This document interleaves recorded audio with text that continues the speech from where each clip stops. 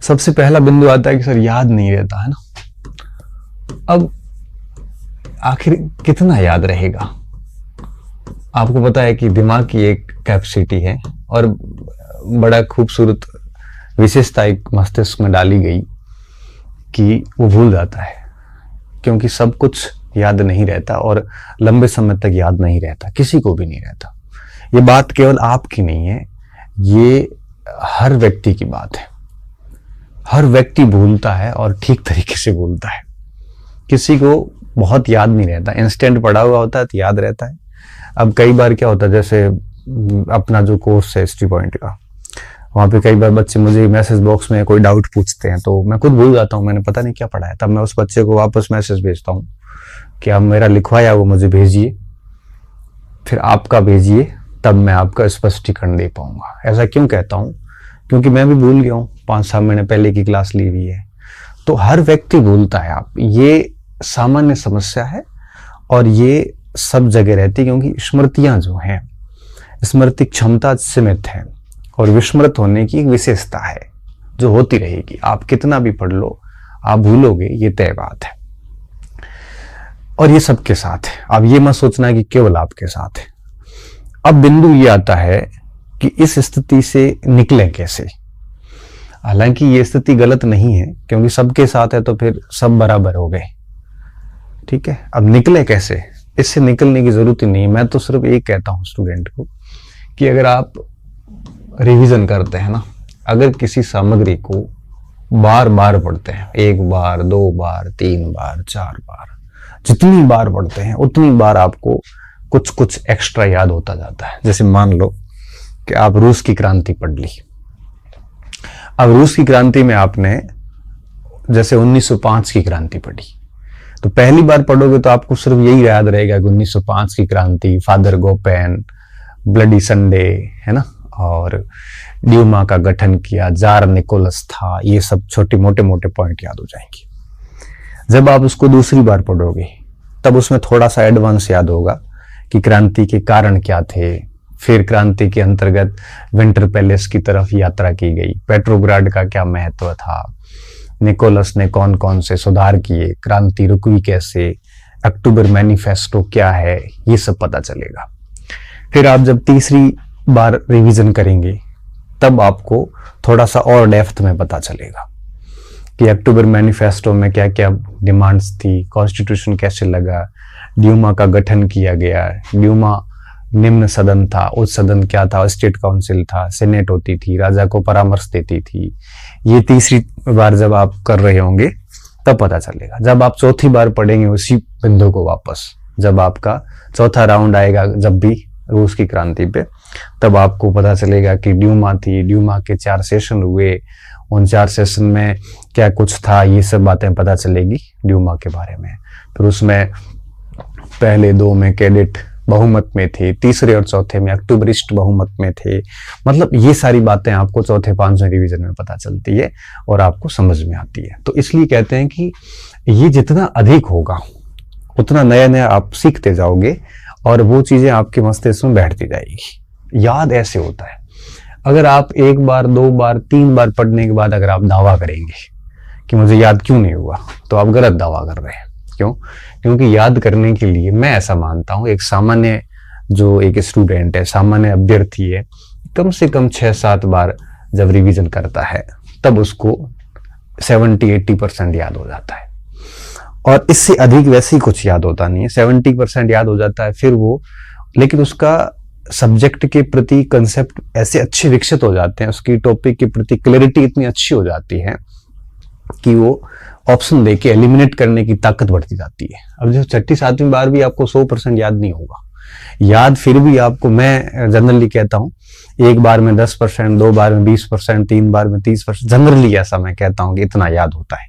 वैसा मत कहना कि 11 बार में क्या सर 110% हो जाएगा, नहीं होता, लेकिन 6-7 बार पढ़ने पर 60-70% याद हो जाता है। आप अगर ये प्रयास करोगे कि 100% याद करना है तो कभी होगा ही नहीं 100%, कभी नहीं होगा, क्योंकि 100% की लिमिट ही नहीं है। हमने जितने रूस की क्रांति पढ़ी उससे कहीं अधिक है वो, इसलिए 100% का प्रयास करें ही नहीं, हाँ बस बार बार पढ़ते जाएं। 60-70% अगर याद हो गया तो 30% आपका लॉजिक काम करने शुरू कर जाते हैं, क्योंकि एक मुद्दे पर 60-70% तक अगर आपकी क्लैरिटी है ना, तब आप प्रश्न देखने के बाद विकल्प को आराम से एलिमिनेट करके और आप उत्तर निकाल सकते हैं, है ना।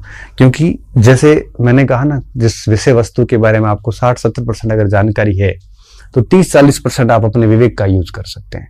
अगर इसके बारे में जानकारी आपको 10-15% है, तब विवेक यूज नहीं हो पाएगा, तब आप गैस नहीं कर पाओगे, तब आप 3 ऑप्शन गलत नहीं कर पाओगे, ये नहीं हो सकता, ये नहीं हो सकता। इसलिए कहते हैं कि अगर 6-7 बार मिनिमम कोई रिवीजन कर लेता है बच्चा, तो उसको 60-70% तक याद हो जाता है, और फिर 20-30% वो आराम से अपने लॉजिक का, अपने गैस का, अपने कंसेप्ट का, अपने विवेक दिमाग का यूज करके एलिमिनेट करके आराम से आंसर निकाल लेता है। हाँ ठीक है, कोई ऐसा प्रश्न हो जो बिल्कुल फैक्ट और गहरा फैक्ट हो और पढ़ा हुआ ही नहीं हो, तब गैस नहीं लगेगा, लेकिन कंसेप्ट वाले प्रश्न बड़े आराम से कर लेते हैं। आपको पता है कि एग्जाम में कंसेप्ट और फैक्ट दोनों का मिला जुला पेपर आता है। 100 में से 30-40 प्रश्न कंसेप्ट बेस्ड आते हैं, वो रिवीजन से ही सही होते हैं, और 50-60 प्रश्न फैक्ट बेस्ड होते हैं। तो 6-7 बार पढ़ने के बाद में आप आराम से 70% फैक्ट वाले प्रश्न सही कर देते हैं।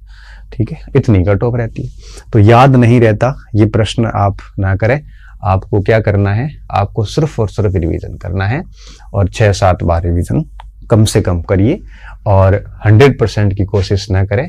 रिवीजन के साथ साथ में सबसे बड़ी चीज होती है अभ्यास, ओपन में बाद में बात करूंगा। अच्छा, अब बात ये आती है रिवीजन करें कैसे, हालांकि इस पर मैंने एक अलग क्लास डाल रखी है, फिर भी मैं आपको एक पॉइंट बता देता हूं। रिवीजन कभी भी लाइन टू लाइन नहीं करें, गद्यांश के रूप में नहीं करें।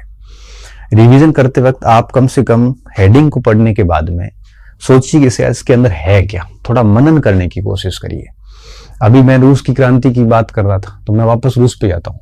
अब क्रांति के कारणों की बात करनी है ना, तो मैं लाइन टू लाइन क्यों पढ़ रहा हूँ, मैं यही सोचूं ना उस समय की मजदूरों की जो मजदूरी थी, श्रमिकों की, उसमें कटौती की गई थी। 1905 के अंदर रूस और जापान का 4-5 में युद्ध हुआ था, उसके कारण आर्थिक संकट बढ़ गया था, भूखमरी बढ़ गई थी। अब ये मैंने खुद ने बिना देखे सोचना शुरू किया। अब ये सोचने के बाद में मैंने सारे कारण सोचे, क्योंकि एक बार पढ़ने के बाद ऐसा हो जाता है, दूसरी बार तो आप सोच ही सकते हो। फिर मैंने देखा उसमें कि मैंने कौन से बिंदु मिस कर दिए, तो वापस पढ़ लिए। तीसरी बार जब आप पढ़ोगे, तब आप वापस रिवीजन करते होते फिर उस दिमाग में सोचने की कोशिश कीजिए, मनन कीजिए कि इस हेडिंग के अंदर है क्या। आप पूरी, जैसे रूस के अंदर आप जैसे 1917 की क्रांति पे आए, तब आप सोचिए फरवरी क्रांति के बारे में सोचना पूरा शुरू करिए कि 7 मार्च को क्या हुआ, 8 मार्च को क्या हुआ, 9 मार्च को क्या हुआ, 10 को क्या हुआ, सोवियत कैसे गठित हुई, है ना। अब आप ऐसे सोचोगे एक बार, तो सारी चीजें मस्तिष्क में क्लियर होगी, कुछ याद रहेगी, कुछ भूल जाओगे। तो दूसरी, तीसरी, चौथी बार ऐसे सोचते सोचते रिवीजन करोगे, तो रिवीजन में भी सोचना बहुत जरूरी है ना। रिवीजन में भी 5वां-6ठा रिवीजन तो सोचने और मनन पे ही जाता है। पहले सोचिए, मनन कीजिए, उसके बाद उस टॉपिक को देखिए कि अब मैं कौन से पॉइंट मिस कर गया हूं। मैंने एक बहुत बड़ी कमी देखी स्टूडेंट में। स्टूडेंट क्या करता है, हर बार वही गद्यांश लाइन टू लाइन पढ़ के निकल जाता है। अब आप 5वीं बार रिवीजन कर रहे हो, 4थी बार रिवीजन कर रहे हो, और 4थी-5वीं बार कॉपी पढ़ रहे हो, फिर भी अगर आप वो गद्यांश की लाइन टू लाइन पढ़ के आगे निकल रहे हो, तो फिर ये रिवीजन नहीं है। 4थी-5वीं बार कम से कम आप जो पॉइंट पढ़ रहे हैं उसको पूरा पहले सोचिए कि इसके अंदर है क्या क्या। वो सोचने के बाद में फिर देखिए कि मैंने कौन से पॉइंट मिस किए। और 6ठी-7वीं बार तक तो आते आते आपकी स्थिति ये हो जाती है, क्योंकि अगर आप पहला रिवीजन छोड़िए, दूसरे रिवीजन से अगर आप ये सोचना शुरू करते हैं ना, तो 5वें-6ठे रिवीजन तक पूरे टॉपिक की फ्रेमिंग आप आराम से मन में बना देंगे। फिर आपको केवल फैक्ट देखने होते हैं। तो इस तरह से आप सोचिए, मनन कीजिए और बार बार रिवीजन कीजिए। आप आराम से पढ़े हुए प्रश्न तो गलत नहीं करोगे, ये तय बात है। और अगर पढ़ा हुआ नहीं आया तो फिर उसका तो कोई इलाज नहीं है, और ऐसा टेंशन लेनी भी नहीं चाहिए, क्योंकि हमें कौन से 100% करने हैं, हमें तो 70% पे अपना काम अच्छे से हो जाता है। और आपके पढ़ा हुआ नहीं आया है तो डेफिनेटली कईयों के सेम स्थिति होती है। 10 प्रश्न आपसे नहीं हुए तो 10 औरों से भी नहीं होंगे। वो वैसे कंपटीशन निर्धारक तत्व भी नहीं है। पहला बिंदु ये था, याद नहीं रहता, तो उसका एक ही उपाय है कि 6-7 बार रिवीजन करो। 100% की कोशिश मत करो। और दूसरी बात ये है कि रिवीजन जो आप तीसरी चौथी बार करते हो, उसमें कोई भी टॉपिक है, जैसे मान लो कि आप ज्योग्राफी पढ़ रहे हैं, या जैसे आप मान लो इतिहास का कोई टॉपिक पढ़ रहे हैं, जैसे जर्मनी का एकीकरण पढ़ रहे हैं, तो आप एकीकरण के बाधक तत्व कौन से थे सोचिए आप, सहायक तत्व कौन से थे, बिस्मार्क ने क्या किया था, फिर उसमें से जो तीनों चरण हुए, डेनमार्क पे कैसे अटैक हुआ। अब आप अगर पूरा दिमाग में घुमाइए पहले तो रिवीजन से ठीक पहले, ये सोचने के बाद में फिर कॉपी देखिए, फिर टॉपिक को पूरा पढ़िएगा, अच्छा मैं ये चीजें मिस कर गया हूं, और हो सकता है तो पढ़ने के बाद एक बार फिर वापस रिवाइज कर लीजिए, मस्तिष्क में आंखें बंद करके आराम से सोच लीजिए। अगर आप इस तरह से 6-7 बार रिवीजन करते हैं, रिवीजन में आपको किताब अपना जो कंटेंट है, नोट्स है, जो भी है, वो देखने की जरूरत कम से कम होनी, उसके ऊपर आपकी निर्भरता कम से कम होनी चाहिए। हर बार जितनी 6ठी बार रिवीजन हो रहा है उससे कम निर्भरता 7वीं बार होनी चाहिए। 6ठी बार आपको जितनी निर्भरता है अपने सामग्री की, 7वीं बार पढ़ते हो उसकी निर्भरता और